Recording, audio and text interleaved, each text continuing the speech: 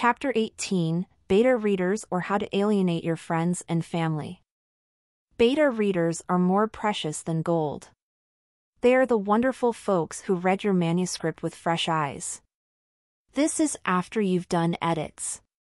They can do developmental editing, concentrating on story structure, character arcs, story pacing, etc. that you've become blind to after writing the bloody thing and reading through it 3 or 4 times already. Fresh eyes are absolutely necessary at this point to find the glaring errors, and even some of the subtle ones. Usually beta readers are other authors. You might be beta reading their own draft in exchange. Sometimes they are better at the big picture, or perhaps at line-by-line grammar edits. Each one has its strengths. Each one is invaluable. A note: when these lovely folks give you feedback, don't get defensive. Don't get angry. Don't say, "It's just a draft." You aren't defending a thesis for your doctorate. You're asking a boon from someone to spend a great deal of time and effort with the aim to improving your work. If you offend them, they won't help again. And you will have lost a valuable resource, and possibly a friend. Please do not send your first draft to beta readers. A beta reader is someone who helps you with editing as a second set of eyes, but is not a formal editor and, usually, not paid for their feedback. They are often friends, family, fellow authors, or readers interested in the genre. The first draft is rough.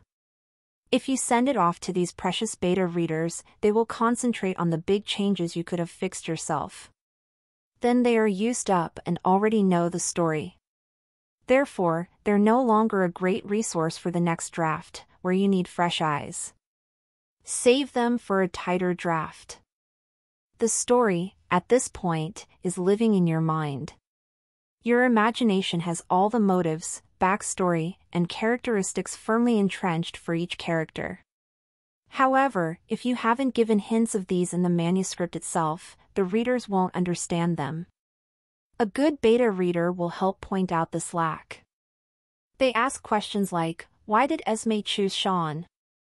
Alan was much nicer to her," or "This paragraph is awkward," or "Wait, didn't that guy get killed off in chapter 3?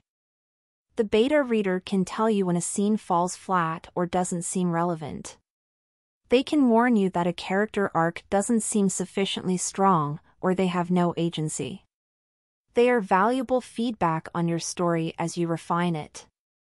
Always thank your beta readers, both in person and in your acknowledgments, if you can. If a beta reader gives you feedback you absolutely disagree with, maybe ask for more clarification. Perhaps they worded their critique poorly. If you still disagree, move on. It is up to you whether to act on their advice, but they've taken precious time to read your book and offer advice. Thank them even if you disagree with that feedback. Regardless, they've put in a great deal of time and effort to help you make your book better. It's a lot of work. Even if you disagree with what they say, thank them for their time and smile. Betas are gold. They are diamonds. They are, my precious. The hardest part of using beta readers is waiting. What if they hate it? What if it's a total mess? And since beta reading is such a labor-intensive task, it takes a while. A month, maybe more. I'm currently beta reading a book for another author and have spent about 20 hours on it so far. Some authors exchange chapters at a time, but I prefer the whole manuscript. I lose track if I'm sending chapters, especially to more than one reader. Also, people read at different paces depending on their mood. They might go through 3 chapters in a sitting if they're in the zone. Sometimes you send your book to a beta reader and they never get back to you. This may be for a variety of reasons, but unless they outright tell you it's because they hate the book, don't assume that. Real life often gets in the way of a beta reader's promise, which is why I try to get my book out to at least 6 or 7 readers, with the expectation that 3 or 4 will get feedback to me. Once the beta readers return their comments to you, it's time for more edits. You may agree with those edits, or you may disagree. It's totally up to you, they just suggest. If several betas say the same thing, you may want to re-examine that bit carefully. I have a diverse group of beta readers for my current novel in age, gender, experience, education, and outlook. That gives me a wide breadth of feedback. The first one was an excellent critique.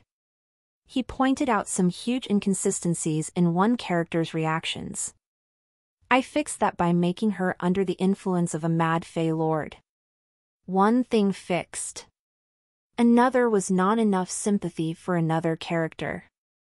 I fixed that by inserting him earlier in the narrative, giving more time for the reader to interact with them.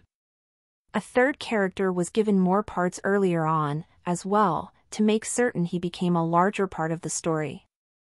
I tied in some loose ends. I fixed some grammar issues and anachronistic language. Beta reader exercise: make a list of friends and family who might make useful and willing beta readers. Make sure they are people who are willing to give you real feedback, not just pleasant platitudes. Those are lovely and ego-boosting but don't help you improve your craft. Then find at least 2 beta readers who are not friends and family. An author critique group. Online, Absolute Right Watercooler and Scribophile are excellent resources for advice and beta readers. There are also several Facebook groups dedicated to this. I don't fool myself that all issues were addressed, but a good chunk of them have made the book better. After 2 to 3 more critiques, the book might be ready for another full read-through and edit. After I receive my beta read drafts, I will edit and then edit some more. Perhaps send out the draft again after that if I feel I need to get more feedback, or if I change a major portion of the story. For those keeping track, my time so far on this novel. About 25 hours research before I started. 3 hours setting up the synopsis, characters, scene list. 55 hours writing the first draft, over 4 months' time. 20 hours editing. Total so far, 102 hours, and I ain't done yet.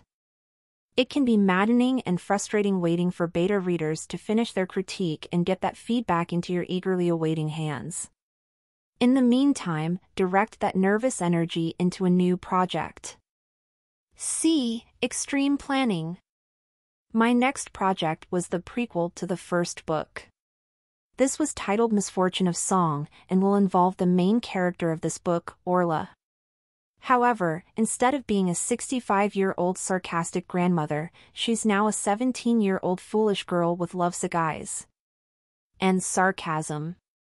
And the main character is her grandfather Malon, a stiff-necked old soldier who just wants to protect his family. Good luck with that, Malon. I've written up a 2-page synopsis, a set of characters, and the scene list. I've done some research on place/location/historical characters and found a good place and a good conflict to work as a backdrop to this story. Next is writing Chapter 1. See how it layers in? The waiting period for Book 1 is filled with starting Book 2. By the time I'm done with my first draft, I might have all my beta readers done. I can do that last edit and submit to my publisher just in time to do the first full edit of this one. And so, the cycle goes.